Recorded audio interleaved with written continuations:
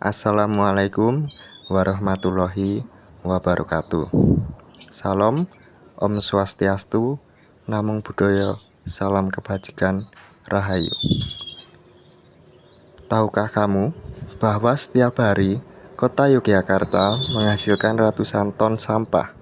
Ya, di balik keindahan wisata Malioboro dan keramahan warganya, Jogja kini menghadapi masalah besar, krisis pengolahan sampah.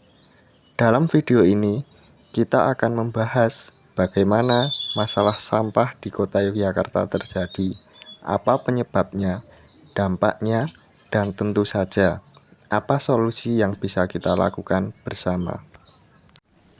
Sebelumnya, perkenalkan saya Fajar Nur Anggoro dari Program Studi Pendidikan Sejarah Angkatan 25 Kelas C.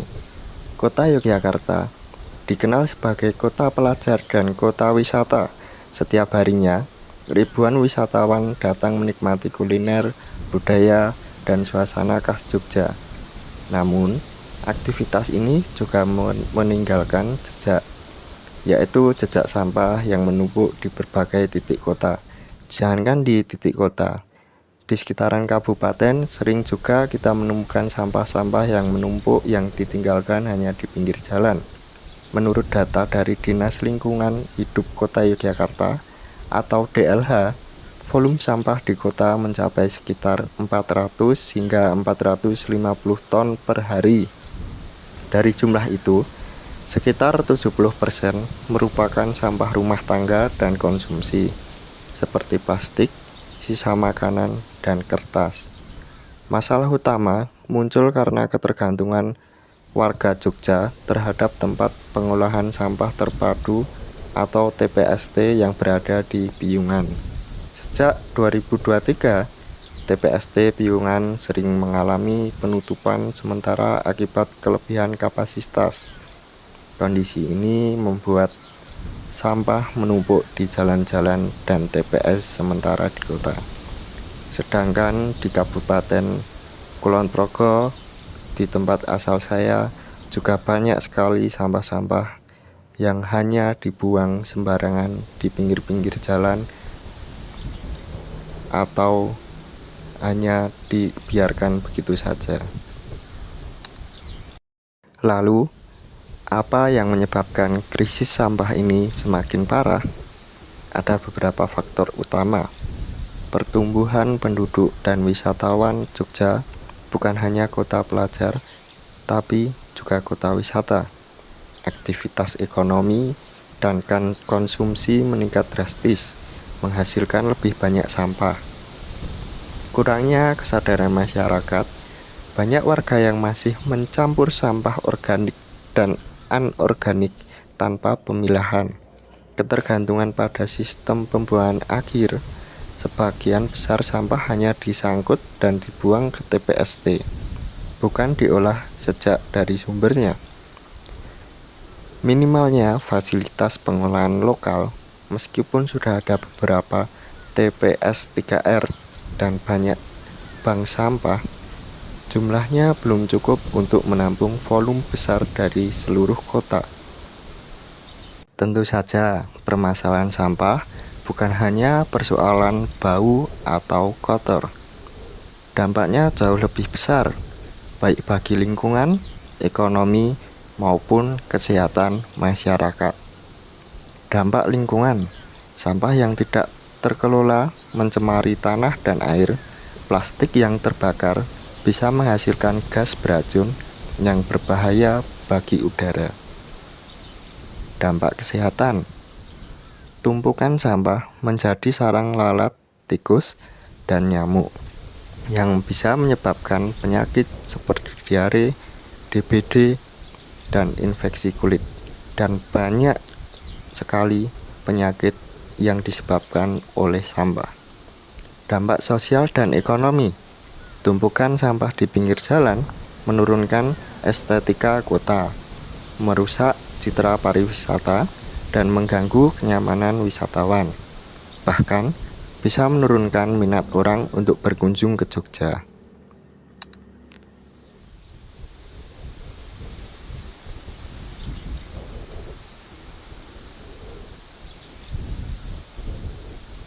Tentu, dengan permasalahan sampah yang semakin menumpuk, pemerintah dan masyarakat tidak tinggal diam. Kota Yogyakarta telah menjalankan beberapa program penting, di antaranya program Kang Pisman, kurangi, pisahkan, dan manfaatkan sampah. Program ini mengajak warga untuk memilah dan mengurangi sampah sejak dari rumah. Pendirian bank sampah. Kini terdapat ratusan bank sampah aktif di berbagai kelurahan. Warga bisa menabung sampah plastik atau kertas yang memiliki nilai jual. Dan TPS 3R, tempat pengolahan sampah, reduce, reuse, recycle. TPS 3R menjadi tempat pengolahan skala kecil untuk masyarakat mendaur ulang sampah di tingkat masyarakat. Kerjasama komunitas dan kampus. Banyak komunitas dan mahasiswa yang ikut bergerak dalam kampanye Jogja Bebas Sampah 2025. Namun, semua program ini belum maksimal jika masyarakat belum berubah perilakunya. Masalah sampah tidak bisa diselesaikan hanya oleh pemerintah. Dibutuhkan kesadaran kolektif seluruh masyarakat Jogja. Beberapa langkah nyata yang bisa kita lakukan: kurangi penggunaan plastik sekali pakai, gunakan tas kain, botol minum, dan alat makan pribadi. Pisahkan sampah dari rumah. Sampah organik bisa dijadikan kompos. Sampah anorganik bisa dijual ke bank atau bank sampah. Ikut kegiatan kebersihan lingkungan, misalnya kerja bakti, lomba kampung bersih, atau gotong royong setiap minggu. Dukung inovasi pengelolaan sampah seperti daur ulang kreatif dan bisnis ramah lingkungan. Dengan langkah-langkah kecil, kita bisa bersama-sama menjaga Yogyakarta tetap bersih, nyaman, dan lestari.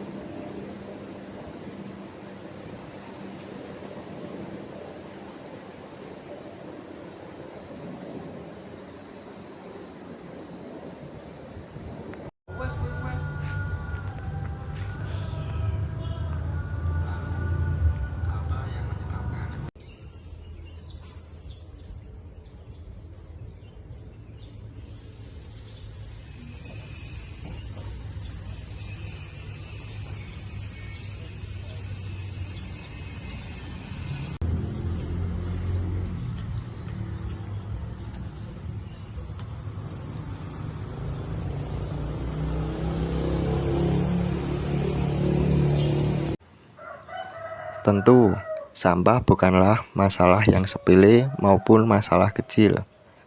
Banyak fasilitas rusak dikarenakan sampah, dan kita yang kurang bertanggung jawab. Kita tidak bisa berharap Jogja tetap istimewa jika kotanya saja dipenuhi dengan sampah. Mulailah dari hal-hal kecil, dari rumah, dari diri kita sendiri. Karena perubahan besar selalu dimulai dari langkah kecil. Jogja bersih, warganya sehat, pariwisatanya lestari.